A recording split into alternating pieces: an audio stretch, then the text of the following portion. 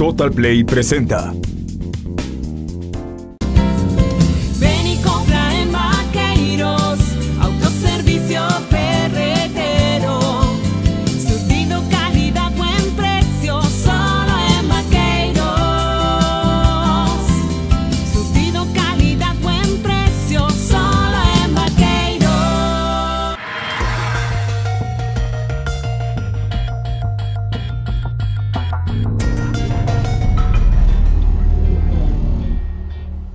Hola, ¿qué tal? Qué gusto saludarles. Estamos aquí en su programa La Consulta y bueno, vamos a tener un programa muy especial el día de hoy, pero antes quiero saludar a todos nuestros amigos que nos ven por televisión, de Canal 10, de La Chontalpa, a los municipios de Paraíso, Comalcalco, Cunduacán, Cárdenas y por supuesto a todos los que nos escuchan por radio en este momento y también de la misma forma a todas las redes sociales que nos ven en las diferentes plataformas. Así que les doy un saludo a todos. Muchas gracias por sintonizarnos aquí en su programa La Consulta. Hoy tenemos el gusto de recibir aquí en La Consulta a uno de los actores más importantes de México en este momento. Él es Tenoch Huerta. Hoy nos acompaña desde la Ciudad de México en un enlace especial que tenemos con él. Y bueno, sabemos, para los que no lo conocen del todo, bueno, quiero describirle algunas de su parte profesional, de su carrera profesional. En este caso tenemos, no sé si han visto la película de Blue Demon, la serie de Blue Demon. Tenemos la película de los 33 de los mineros. Tenemos la película de Déficit. También fue un personaje en Narcos México. Y bueno, de la misma forma, también fue un gángster mexicano. Él es Tenoch Huerta. Tenoch, bienvenido a La Consulta. Pues muy bien, muchas gracias. Gracias por la invitación. Bueno, iniciando ya en materia, Tenoch, queremos preguntarte muchas cosas, pero vamos a empezar con tu vida personal. ¿Cómo te defines en tu vida en la parte artística, familiar y profesional?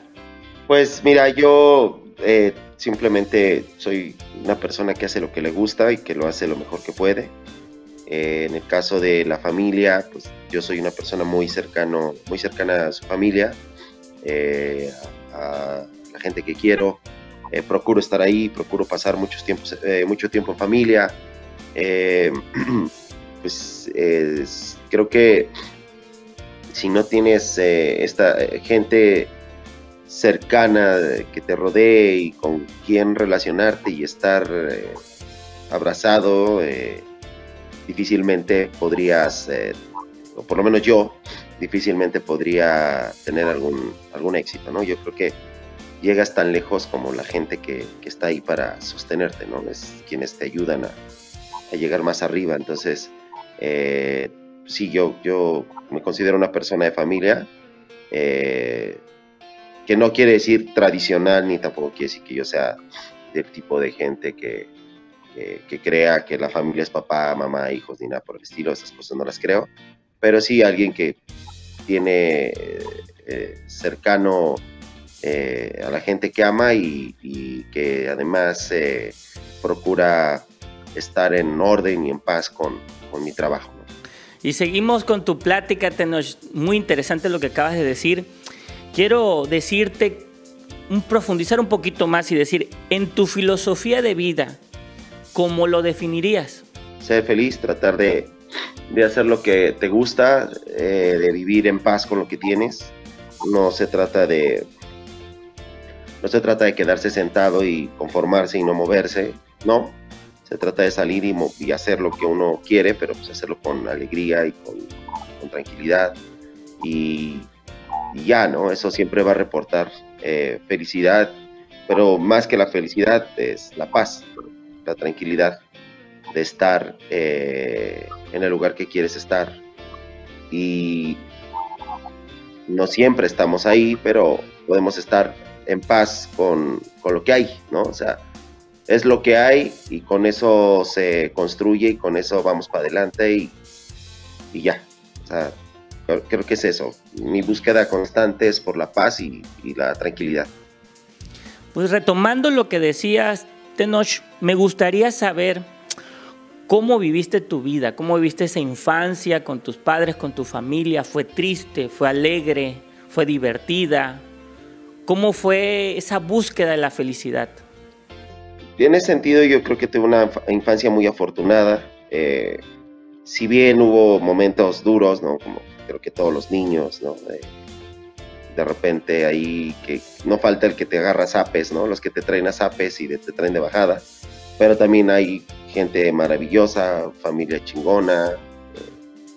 Yo tuve una infancia bastante disipada en ese sentido, ¿no? Tuve la fortuna y el privilegio de no tener que salir a trabajar para completar el gasto de la casa, ¿no? Sino de dedicarme solamente a la escuela, practicar un deporte. Entonces creo que tuve una infancia afortunada y dentro de lo que cabe tranquila, pacífica y amorosa. Y bueno, tomando en cuenta todo lo que nos has dicho en tu trayectoria y tu vida, Tenoch, ¿podrías definir en una palabra cómo eres como ser humano o es complicado definirlo en palabras? No hay. No, ese es un ejercicio que ni siquiera lo intento. No existe. Es ser humano. A lo mejor una persona constante, dedicada, perseverante. Un ser humano y ya. No, un ser humano y ya. Porque todo el mundo lo es. En algún momento, en algunas circunstancias, alguien es perseverante cuando quiere algo, así sea una chela, perseverar por conseguirse esa chela. No, ya es... yo me escapo de las definiciones porque me parecen cortas y me parecen artificiosas. Entonces, un ser humano y se acabó. Como hemos platicado, Tenoch, la verdad, a veces nosotros a lo largo de nuestra trayectoria y nuestra vida hay cosas que nos marcan. ¿Qué podría ser lo que marcó a Tenoch Huerta en su vida? Pues es que hay muchos momentos, no se puede hablar de un solo momento, porque sería reducir los 39 años de vida que tengo a un solo instante.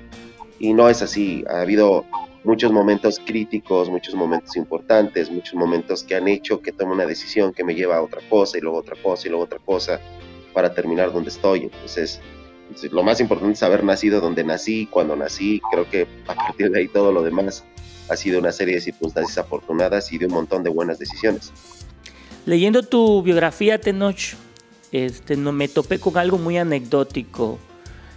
¿Qué fue lo que viviste en esa parte donde te enteraste que podías perder la vista? Tener esa oportunidad de perder la luz, pero también volverla a recuperar. ¿Cómo fue vivir eso? Incluso tengo trasplante de córnea en el ojo izquierdo, porque tengo una enfermedad que se llama queratocono, que es una deformación de la córnea, donde se adelgaza y se estría y puede incluso romperse, ¿no? Entonces me hicieron trasplante de córnea y pues ya. Pero sí, claro que fue un momento donde sentí mucho miedo porque creía que no iba a volver a ver en mi vida. Pero bueno, afortunadamente vivimos en el momento que vivimos. La ciencia ha logrado cosas maravillosas y de no haber nacido en este momento, en esta era, la ciencia no me hubiera regalado la oportunidad de seguir viendo, ¿no? Uso lentes de contacto, pero pues nada, o sea, ahora unos pequeños trozos de cristal o más bien de mica hace que yo pueda recuperar una vista y que tenga una vista casi perfecta, ¿no? Cuando había nacido con un defecto congénito. Entonces creo que es un gran momento, el momento en el que me tocó vivir y nacer, porque la ciencia me lo devolvió, ¿no? Perdón, si oyes el ruido es que por aquí pasa una banda tocando de vez en cuando y ahorita están aquí afuera del edificio y por eso se oye tanto. ¿Cómo fue vivir ese momento tan difícil, pero a la misma vez tan glorioso? Fue complicado, Tenoch, vivir lo que quizá pocos en esta vida, que es perder la visión y a la misma vez tener la oportunidad de otra vez obtenerla. ¿Cómo pasó todo esto? Sobre todo en el rumbo, ¿no? O sea, si yo hubiera nacido 100 años atrás, hubiera sido declarado ciego y hubiera sido una persona que no hubiera tenido la independencia ni la autonomía que tiene ahora, ¿no? Entonces hubiera sido bastante complicado la subsistencia. Y ahora, en este momento, pues, tengo la fortuna de que la ciencia está en este punto Y sí, o sea, a partir de que recibo el trasplante de córnea, había que escribirle una carta a la familia del donador, obviamente una persona que falleció, y en esa carta les dije que me comprometía a hacer algo bueno con esto que me habían regalado y que iba a llevar estos ojos, ¿no?, a todos los lugares posibles, ¿no? Entonces, ahora es mío, ¿no? Ya la córnea es mía, me pertenece, es mi cuerpo, pero creo que todos los días uno tiene que buscar hacerse merecedor de las cosas que ya tiene, ¿no? En mi caso, que he tenido muchas cosas en mi vida, y entonces creo que el compromiso es con hacerse merecedor de lo que uno ya tiene. Tenoch, dame la oportunidad de seguir platicando este tema contigo. Ahorita vamos a regresar, tenemos que irnos a corte, ahorita regresamos aquí en La Consulta. Pues mira, yo simplemente soy una persona que hace lo que le gusta y que lo hace lo mejor que puede. Pues es que hay muchos momentos, no se puede hablar de un solo momento, porque sería reducir los 39 años de vida que tengo a un solo instante. Y no es así, ha habido muchos momentos críticos, muchos momentos importantes, muchos momentos que han hecho que tome una decisión que me lleva a otra cosa, y luego otra cosa, y luego otra cosa.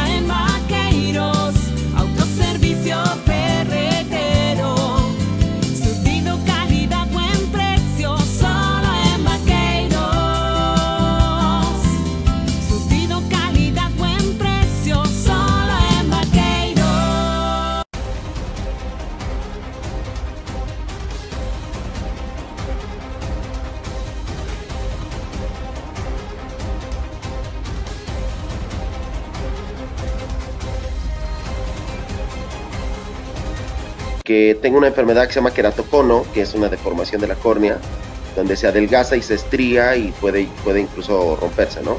Entonces me hicieron trasplante de córnea y pues ya. Pero sí, claro que fue un momento donde sentí mucho miedo porque creía que no iba a volver a ver en mi vida. Uso lentes de contacto, pero pues nada, o sea, ahora unos pequeños trozos de cristal o más bien de mica hace que yo pueda recuperar una vista y que tenga una vista casi perfecta, ¿no? Cuando había nacido con un defecto congénito. Y regresamos aquí a su programa La Consulta.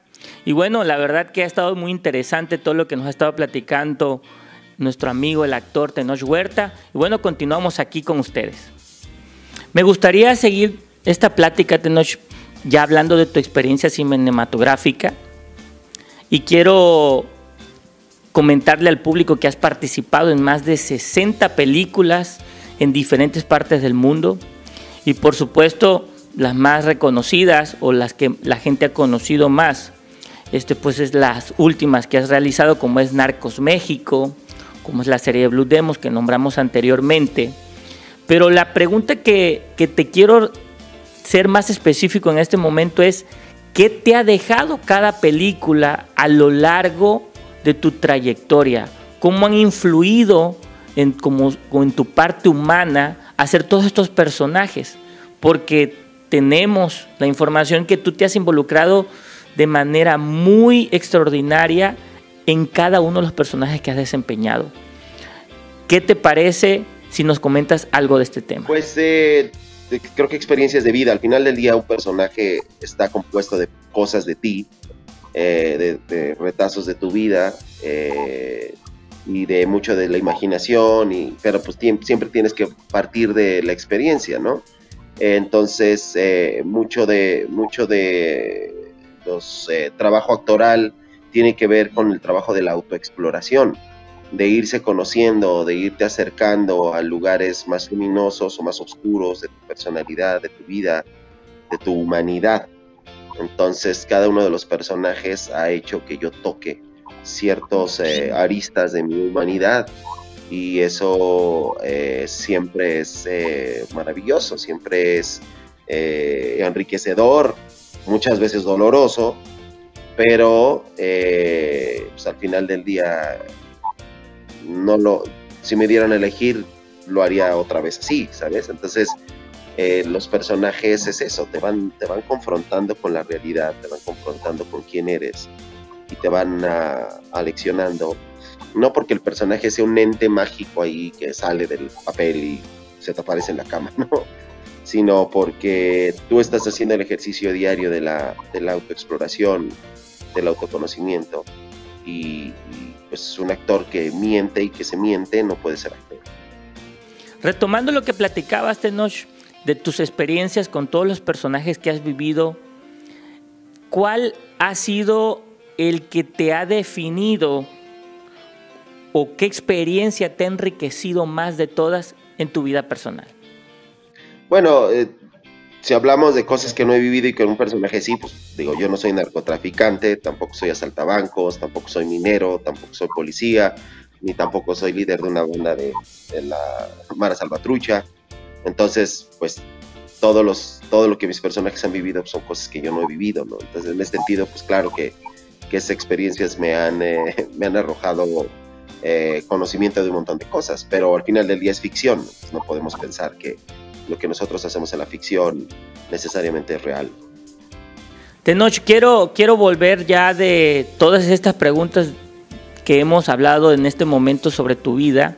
Ahora quiero regresarme a un tema que nos importa en México, que es el racismo. ¿En qué momento dijiste, quiero ser esa voz en contra del racismo? No creo que yo sea la voz contra el racismo, es simplemente un tema que yo vengo hablando desde hace muchos años, pero eso ni me autoriza ni me da las credenciales para ser la voz del racismo. Simplemente hace unos meses, con los desafortunados acontecimientos en Estados Unidos, se abre el debate acerca del racismo, no nada más en Estados Unidos, sino ahora en México, y un poco por azares del destino quedé en medio de toda la plática, y de repente pues ya era yo quien estaba hablando del tema, pero no soy yo ni el más avesado en el tema, ni tampoco soy no me atrevería jamás a ponerme como la línea frontal de ser el rostro o el estandarte del antirracismo. Creo que todos lo somos. Al final del día ya hay un montón de académicos que hacen un trabajo impresionante y muy cabrón, y al final del día se dedican a eso, a la academia.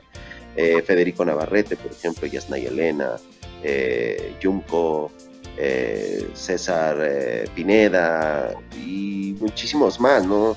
Patricio Solís. Hay un montón de gente allá afuera, digo, ahorita te menciono los que me vienen a la mente más rápido, pero allá afuera hay un montón de banda que realmente tendrían, ellos sí podrían recibir ese calificativo. Pero creo que al final del día, después de todo este tiempo, es que esta es una lucha de todos. El racismo lo tenemos que emancipar entre todos, y es una tarea que nos corresponde, que nos lo debemos, ¿no? O sea, creo que ya es hora de empezar a dejar de sentir vergüenza de ser quienes somos y empezar a abrazarnos y empezar a aceptar cómo somos, pues, ¿no? O sea, y todo eso pasa por aceptar que hay racismo, aceptar que hay clasismo, aceptar que lo practicamos nosotros, cualquiera de nosotros, en el día a día, de manera constante y de manera inconsciente, ¿no? Porque está demasiado normalizado. Entonces, creo que las cosas van por ahí, ¿no? Una vez más, yo no soy ni el estandarte, ni la voz, ni la figura, ni nada. Simplemente soy un mexicano más que habla de este tema, como hay miles de mexicanos hablando del tema.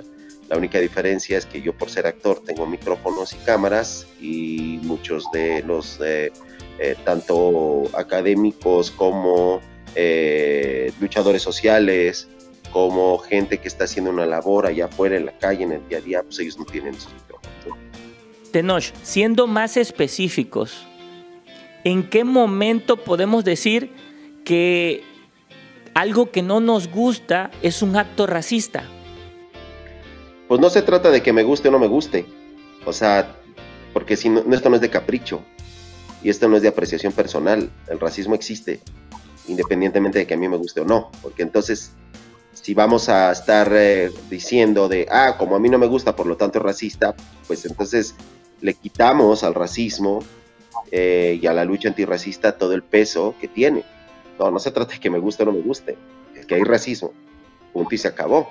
Y ahora llamar a alguien flaco, pues yo no entiendo dónde hay la construcción de raza a partir de flaco o de gordo. Eso no es raza. Esos términos no están racializados.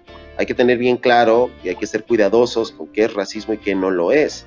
El racismo y además qué es un acto discriminatorio y cuál de esos actos discriminatorios pueden caer en el racismo o en el clasismo. No todos los actos discriminatorios son racistas o clasistas, ¿no? Entonces hay que ser muy cuidadosos con eso. O sea, no porque le digas a alguien flaco y es racista, pues no, obviamente no. El racismo es un sistema construido para favorecer a cierto grupo por sobre otro. Ahora, ¿cómo se dividen estos grupos? Se dividen en México principalmente de dos maneras. Uno es por el fenotipo, que va directamente relacionado con el color de la piel y la forma del cuerpo, que tiene que ver con, por ejemplo, la cara, los rasgos, porque no es lo mismo un moreno que parezca mediterráneo, que tenga rasgos europeos, o un caucásico bronceado, no va a recibir el mismo trato discriminatorio que va a recibir un moreno con rasgos mayas, con rasgos zapotecas, con rasgos, no sé, yaquis. ¿Me explico? Son diferentes maneras de construir a quién se racializa y a quién no. Ahora hay que aclarar que las razas no existen, pero sí existe el racismo. Biológicamente está comprobado que todos los seres humanos compartimos el 99.9% de nuestros genes. Si compartimos tantos genes y la variabilidad es tan corta, es tan poca, eso no alcanza para poder hacer una raza nueva. Para que haya una raza, por ejemplo, entre chimpancés y bonobos, ellos comparten el 98 punto tanto por ciento. O sea, entre chimpancés y bonobos comparten menos carga genética que entre un bosquimano y un noruego.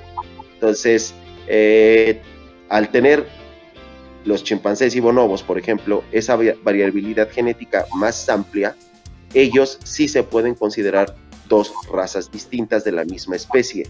La especie es del chimpancé y la raza de bonobos y la raza del chimpancé normal, ¿no? Los seres humanos no alcanzamos biológicamente a construirnos como razas distintas, pero culturalmente sí se hace esa racialización.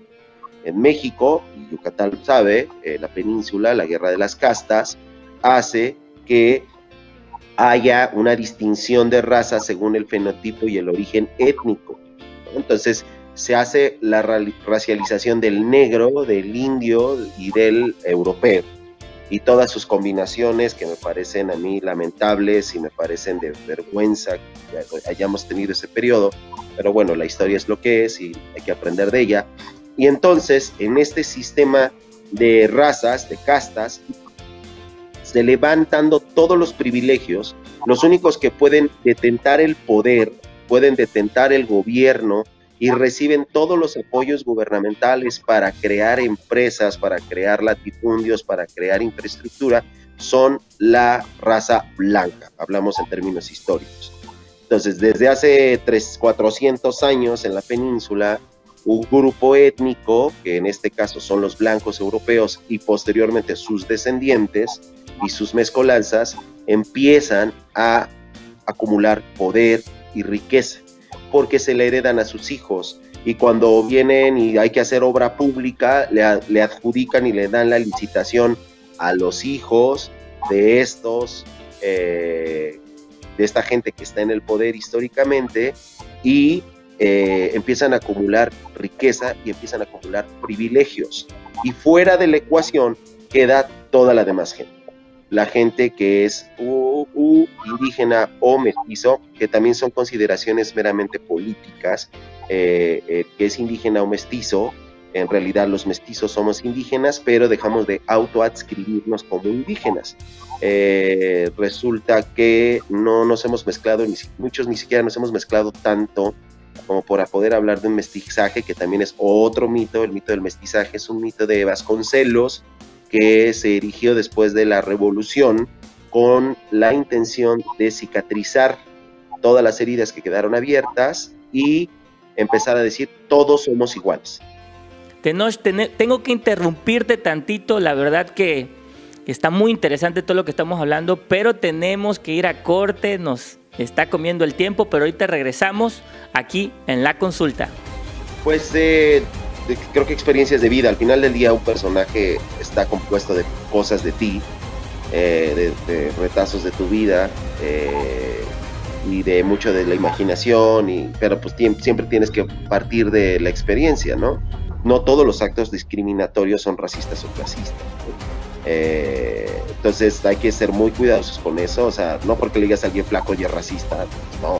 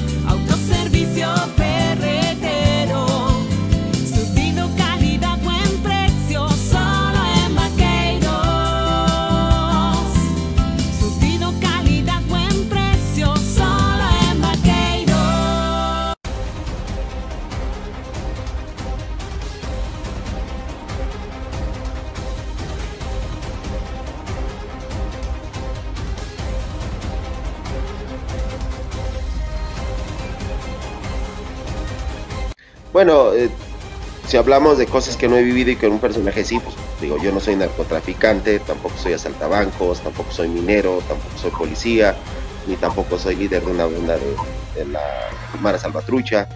Entonces, pues todo lo que mis personajes han vivido son cosas que yo no he vivido, ¿no? Entonces, en este sentido, pues claro que esas experiencias me han arrojado conocimiento de un montón de cosas, pero al final del día es ficción. Pues no podemos pensar que lo que nosotros hacemos en la ficción necesariamente es real. Y estamos aquí de regreso en su programa. Estamos hablando con el actor internacional Tenoch Huerta, que nos acompaña el día de hoy. Y bueno, venimos hablando del tema del racismo, así que continuamos con este grandioso tema. Pero todos somos iguales y tenemos que hablar español y tenemos que aspirar a la cultura occidental europea. Este es el proyecto vasconcelista y niega el derecho que tienen las comunidades indígenas a su propia identidad y a su propia autodeterminación. Por eso, cuando se les alfabetiza en español, y los niños que hablaran su lengua eran castigados, golpeados y torturados, porque que un maestro te ponga de rodillas bajo el sol y te esté golpeando, pues es una tortura aquí en China. Entonces, eran torturados estos niños para dejar de hablar español. Entonces, la gente que no hablaba español y llegaba a la gran ciudad, porque en el campo empezaba a haber carencias, porque los recursos se administraban y se iban directamente a la ciudad y directamente a las familias que estaban en el poder, esta gente que tiene que emigrar de campo a la ciudad y no hablar español, no tiene trabajo y no tiene posibilidades, y además es discriminada. Entonces tienen que olvidar su lengua y tienen que enseñarle a sus hijos a no hablar su lengua, y entonces pierden sus prácticas, sus usos y costumbres, pierden la manera de vestir, la manera de comer, la manera de hablar, la manera de concebir el mundo, y entonces quedan en este mal llamado mestizaje. Pero en realidad simplemente es gente que dejó de autoadscribirse a algún tipo de pueblo indígena, por ejemplo, ¿no? Entonces, en fin, esta gente que tiene que olvidar todo lo que es y que generalmente está en la pobreza, no dejará de ser pobre. Según exámenes de Oxfam, 7 de cada 10 personas, 9 de cada 10 personas que nacen en la pobreza morirán pobres, no importa lo que hagan. 7 de cada 10, o bueno, casi 8 de cada 10 personas que nacen en la riqueza morirán en la riqueza, no importa qué mal lo hagan. No tiene nada que ver ni con su esfuerzo, ni tiene que ver con que le echaron ganitas. Si eres rico, morirás rico, aunque seas un imbécil, porque hay toda una red y todo un sistema que te va a sostener y que te va a permitir vivir rico, a menos que ya seas un empedernido jugador y borracho y dilapides tu dinero, a menos que tengas un caso así de grave o alguna enfermedad terrible o algo por el estilo, si eres rico, morirás siendo rico. Pero si eres pobre, no importa cuántas ganas le eches, no importa incluso si pudiste terminar una carrera universitaria, morirás siendo pobre. Solamente un porcentaje pequeñito, el 1%, 1 y tantos por ciento, digo, estoy hablando de números cerrados, en realidad porcentajes menos precisos de los que estoy dando, pero el 10 y tantos por ciento de los que son pobres podrán salir de la pobreza, pero jamás llegarán a la riqueza. Podrán subir a la clase media, tal vez a la clase media alta, pero llegar a la riqueza será muy complicado, muy, muy complicado. No quiere decir que sea imposible, pero es muy difícil que llegues ahí, porque el sistema está construido para que no llegues, y solamente unos cuantos individuos llegarán. Y yo me pregunto, ¿por qué la gente que es pobre o clase media baja sí tiene que competir contra sus iguales para ver quién llega más arriba y quién tiene mejores condiciones de vida, y los ricos no tienen que hacer eso? Más bien ellos se ayudan, ellos ya tienen la mesa puesta y la gente pobre no. Ahora resulta que los pobres generalmente, en un porcentaje muy elevado, son morenos, son mestizos o son indígenas, principalmente mujeres, porque si eres mujer indígena que no habla español y tienes una discapacidad, estás en el fondo de la pirámide, jamás vas a salir de ahí, jamás, nunca, no ha habido un solo caso. Entonces, ¿por qué los individuos de una nación no tenemos igualdad de oportunidades? Porque el echaleganismo solamente aplica para unos cuantos que no nacieron en la lotería de la vida con todo el dinero, y el echaleganismo no aplica para la gente que nace con privilegios. ¿Quiere decir con esto de que estoy haciendo menos su esfuerzo? No, yo reconozco su esfuerzo, pero no es lo mismo que tú recibieras clases de piano cuando tenías 5 o 6 años en tu casa, y además pudieras ir a practicar un deporte, y además pudiste haber ido 3 veces a Disneylandia en el año, y aprendiste inglés desde muy pequeño, y luego aprendiste francés, y luego aprendiste alemán, y mientras tú estabas ocupado haciendo eso, a lo que tienes derecho, y qué bueno que tengas esa oportunidad, había otros niños que tenían que estar en la calle vendiendo chicles, y no pudieron tomar ni clases de piano, ni ir a su ballet todas las tardes, ni tampoco ir a Disneylandia, y apenas hablan el español. ¿Me explicó? Ahora, algo que hay que reconocer es que una persona que tiene su idioma indígena y además el español ya es bilingüe, entonces su capacidad intelectual es mayor, solo que no tiene oportunidades, no tiene ningún lugar donde explotarlas. Y eso no lo digo yo, lo dice la ciencia, ¿no? Alguien que habla 2 idiomas tiene una capacidad intelectual mayor.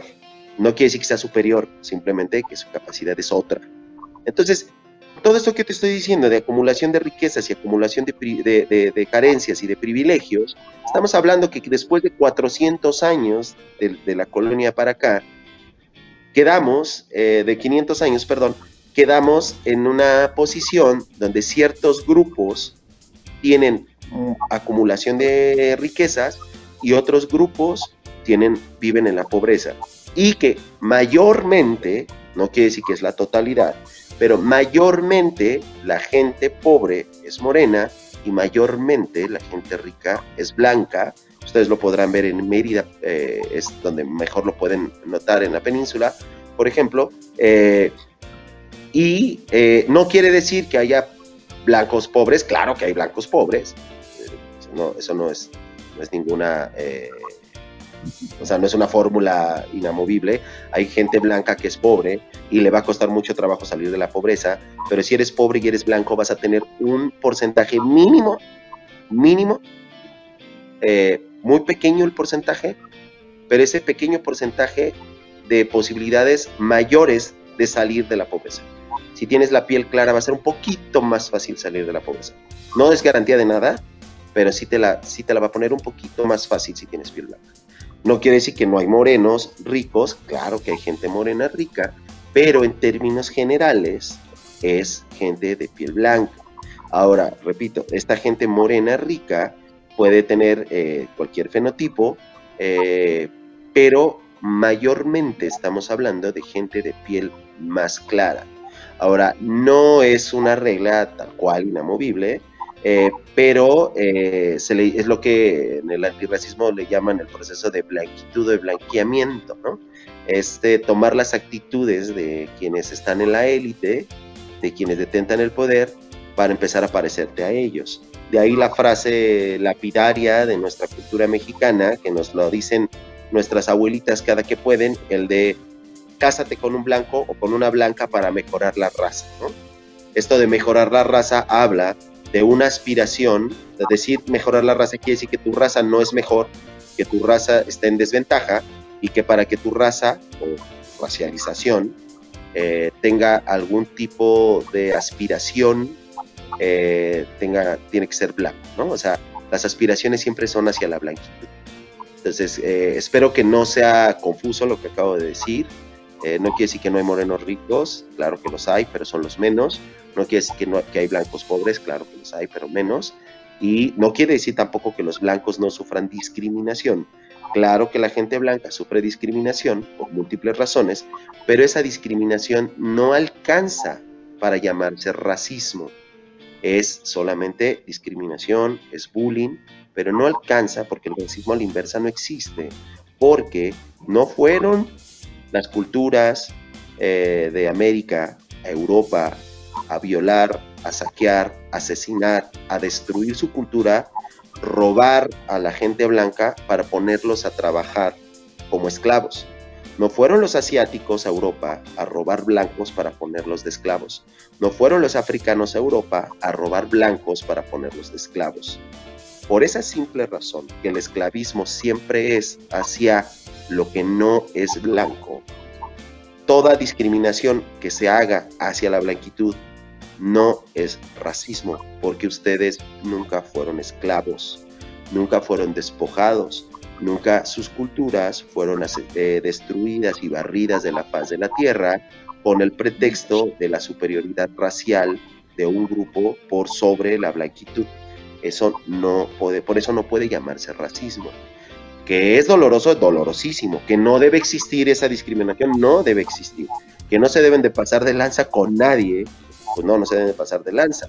Que la sociedad debe de proveer igualdad de oportunidades para todos los miembros que la componen, claro, pero no confundir los términos de racismo con discriminación, con que pues, si yo soy flaco, soy gordito y me vieron feo, no es racismo, porque no habla de una raza, no parte de una consideración de una racialización del cuerpo. Es otro tipo de discriminación, igual de terrible, igual de horrible, pero no tiene implicaciones históricas, culturales y sociales tan profundas, tan arraigadas y tan estructuradas como sí lo tiene el racismo. En la actualidad tenemos muchos ejemplos de racismo. Por ejemplo, si nos vamos a Norteamérica, tenemos a personajes como el presidente Trump, que bueno, conocemos su estilo y su forma de ser. Y por ejemplo, tenemos del lado mexicano a una actriz muy famosa, querida por todos nosotros, que es Yalitza Aparicio. Y hemos vivido diferentes momentos de racismo con estos personajes y quizá con muchos otros más. ¿Cuál es la diferencia entre el racismo de Norteamérica y el racismo de México? Que en Estados Unidos el racismo es exclusionista, quiere decir que por ser negro, por ser latino, por ser indígena o cualquier cosa que escape al fenotipo europeo caucásico, vas a ser excluido. tendrás menores, te vas a ir a guetos, ¿no? Que eso es lo que sucede en Estados Unidos. Por eso hay comunidades completas de gente de piel oscura, de comunidades de latinos, comunidades de afrodescendientes, comunidades de blancos, y no se mezclan, es excluyente. Y hubo leyes que excluían a la gente por temas de raza o de racialización. Y en México es incluyente.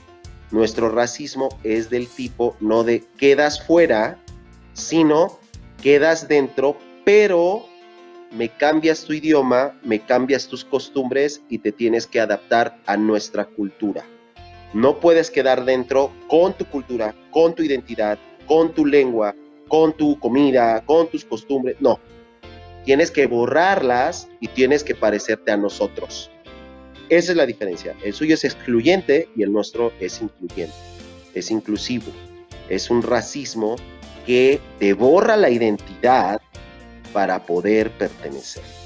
Después de la Revolución Mexicana, el 90 y algo % de la población era de origen indígena.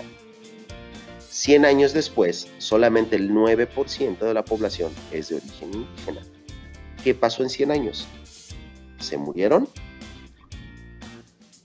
Si solamente el 90% era indígena y el 10% blanco o no indígena, en 100 años, por mera estadística, no puedes mezclar 9% con un 10% y que en 100 años se mesticen a una tasa del 91%.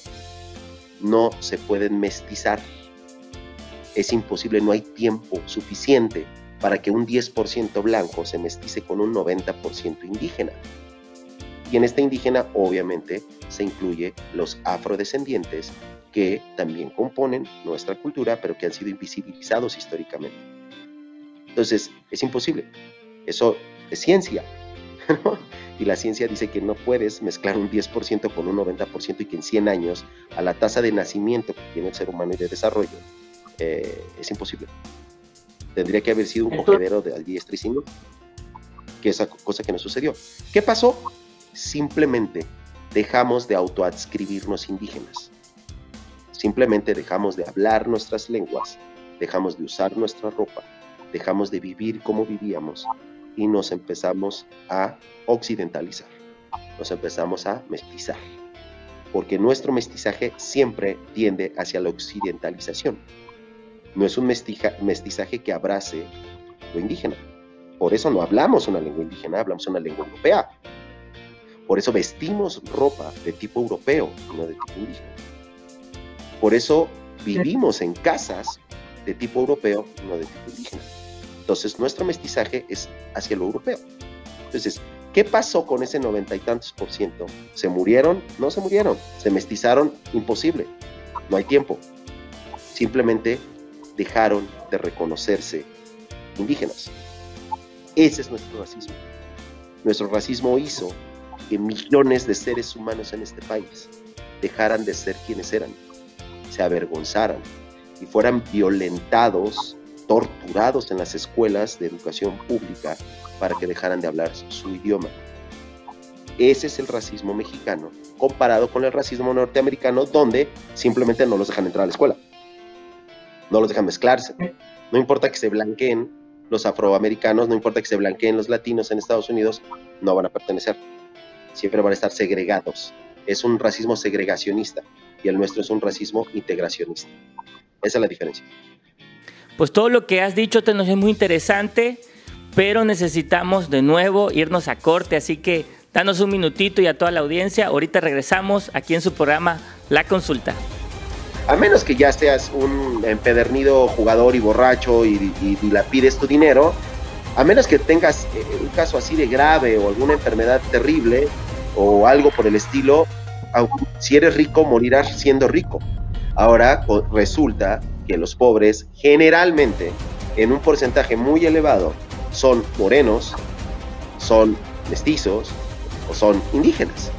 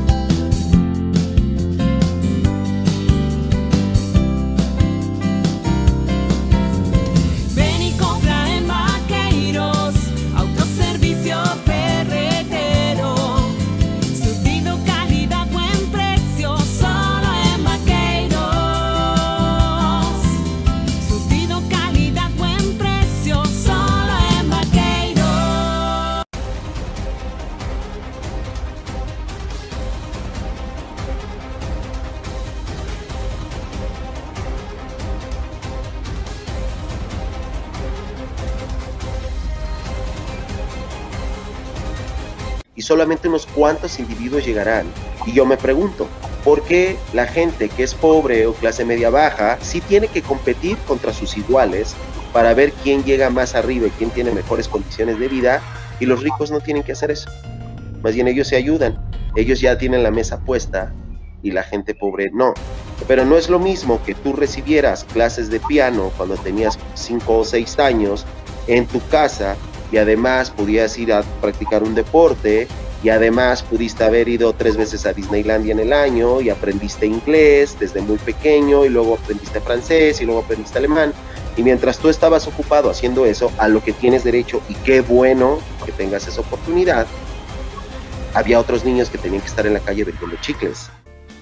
Tenoch, estamos ya en el regreso de todo lo que hemos estado platicando. La verdad que este tema del racismo es muy, muy interesante. Y bueno, queremos seguir contigo platicando cómo podemos resolver el problema del racismo en México. ¿Se puede resolver el problema?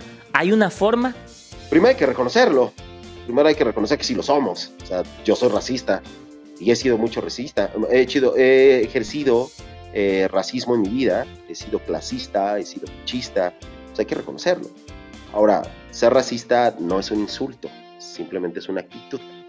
O sea, que te digan eres racista, pues sí, probablemente fui racista porque dije esto, porque hice esto, porque estas son mis prácticas. No es un insulto, simplemente estamos señalando lo que estás haciendo. Este chiste fue racista o este comentario fue racista. ¿Te hace mala persona? No, no te hace mala persona. Simplemente estás aprendiendo. Ahora, si después de que ya sabes que lo que estás haciendo es racista, ya eres consciente de eso, ya tienes la información y aún así lo haces, pues entonces chinga tu madre. Entonces no tienes ganas de cambiar. Y entonces, pues sí, estás de la fregada, ¿no? Pero creo que primero tenemos que aceptar que lo somos, aceptar que lo practicamos, poco a poco irlo quitando. No sé, eso no se quita de la noche a la mañana. Yo tengo muchísimos años tratando de quitarme actitudes racistas y clasistas, y después de 1 década y media de hacerlo de manera consciente, aún sigo teniendo muchos prácticas racistas y clasistas, pero pues vas en la lucha de dejar de serlo, ¿no? Entonces, primero en lo personal es eso, aceptarlo y corregirlo, en lo personal. En lo social, en lo cultural, tenemos que crear las condiciones necesarias para que las personas puedan tener oportunidades de desarrollo sin dejar de ser lo que son, sin que tengan que blanquearse. Tenemos que dar educación en la lengua materna de todas las regiones del país. Todo lo que estamos, todo lo que se necesita, digamos a gran escala, tiene que venir de acciones gubernamentales. Hay una cosa que se llama compensaciones. Por ejemplo, toda la obra pública de cualquier ciudad colonial de México, la mayor parte de la obra pública, de la riqueza, del bienestar, de la inversión, se concentra en ciertas partes de la ciudad. En esas partes es donde vive la élite, obviamente, ¿no? Tienen mejor alcantarillado, tienen mejores servicios de luz, de teléfono, de agua, mejores escuelas, mejores hospitales, mejores parques públicos, mejor infraestructura urbana. Está concentrada en las regiones más ricas de la ciudad, que generalmente es gente blanca, ¿no? Generalmente. Entonces, una compensación sería que durante 4 años esa región deje de recibir esa inversión y se concentre ese dinero en una región que históricamente ha sido relegada, que históricamente ha sido olvidada y que cuenta con un atraso. A esa región se le inyecta toda esa lana en mejoramiento urbano, mejores servicios en agua, en luz, en teléfono, porque aquí en la Ciudad de México, por ejemplo, hay muchas regiones pobres de la ciudad donde no tienen agua potable, ¿no? Entonces, mejoras su red de agua potable, mejoras las redes de alcantarillado, de luz, de teléfono, pones mejores escuelas, mejores hospitales, mejores parques públicos y un mejoramiento de la infraestructura urbana mayor. Y la parte que es históricamente beneficiada, pues que se esperen un ratito, no pasa nada. ¿Cómo les vamos a pavimentar su calle? O sea, no hay un bache, pues se tapa, pero la inversión fuerte va a la otra parte. Pero además no nada más se invierte fuerte en la parte que ha sido menos beneficiada. sino que esa inversión se da bajo los usos y costumbres de esa región. O sea, vengo y invierto en ti y hago el Tren Maya porque así creo que la vas a salir adelante. No, güey. Vas y le preguntas a la gente qué quiere y qué necesita y en sus términos los ayudas a salir adelante, no en los tuyos, cabrón, ¿no? Entonces, eso es lo que tiene que hacer. Por ejemplo, es una de las tantas acciones. Obviamente se tiene que legislar fuertísimo y de manera muy agresiva en contra del racismo y el clasismo. Eso no debe olvidarse jamás. Bueno, pues ahí hay un montón de acciones. Digo, van desde lo personal hasta lo social, lo político, lo económico. Entonces, esa es una manera de ir contrarrestando el racismo. Pero lo principal comienza con aceptar el problema. Somos racistas, somos clasistas, somos machistas. Ya, hay que aceptarlo. No duele, no pasa nada. Antes de despedirnos, Tenoch, quisiera saber, ojalá y nos puedas comentar, sabemos que tienes un proyecto a futuro con el director Steven Spielberg. No sé si nos podrías comentar un poquito más acerca de ese tema. La verdad que suena muy interesante. Pues sí, efectivamente está esta serie, se llama, nombre provisional Mexica, todavía no la hacemos. Justamente es del encuentro de la llegada de Cortés a México Tenochtitlán y su encuentro con Moctezuma. Y bueno, algunos otros proyectos, estrenos de películas y algunas cosillas que ya les iré informando, porque como todo, con esto del coronavirus todo se pausó y entonces ya quién sabe cuándo se estrena, ya quién sabe cuándo se filma. Entonces ahorita ando felizmente desempleado y pues procurando no morirme en esta pandemia, cuidándome, cuidando a los míos. Tuve una hermana que tuvo coronavirus, pero afortunadamente ya la libró. Y bueno, pues agradeciendo el privilegio que tengo de poderme quedar en casa, no tener que verme en la necesidad de salir a trabajar, que es algo de lo que no gozan millones y millones y millones de mexicanos. Aproximadamente 80 o 90 millones de mexicanos no pueden quedarse en casa, así que pues a ellos les agradezco y les mando un abrazo y que tomen las medidas necesarias, y los que podemos todavía guardarnos un rato más, pues que procuremos pues sí, cuidarnos a todos. Tenoch, quiero darte las gracias por habernos brindado este espacio. La verdad que la pandemia y todo lo que hemos estado viviendo no nos ha permitido a todos y a ti en particular pues seguir tus proyectos a como deberían de ser, pero sobre todo nos enriqueciste con tu conocimiento acerca del tema del racismo. La verdad que eres un ejemplo, eres un actor que ha trascendido a través de todas tus películas. Nos has enseñado que cuando un ser humano quiere salir adelante lo puede lograr con dedicación, con entereza, con ganas y con siempre la mente positiva.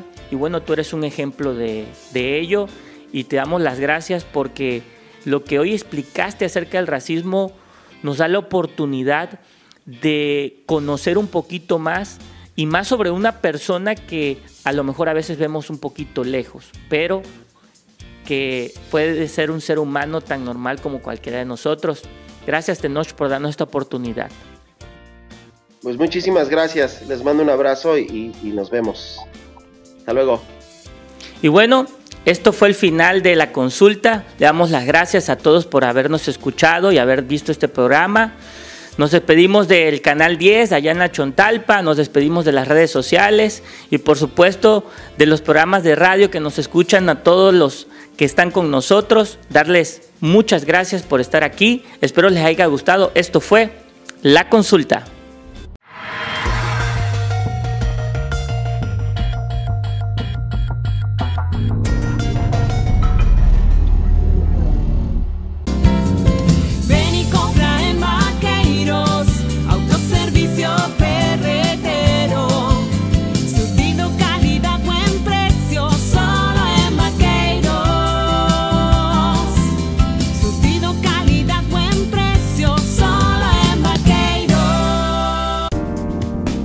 Total Play presentó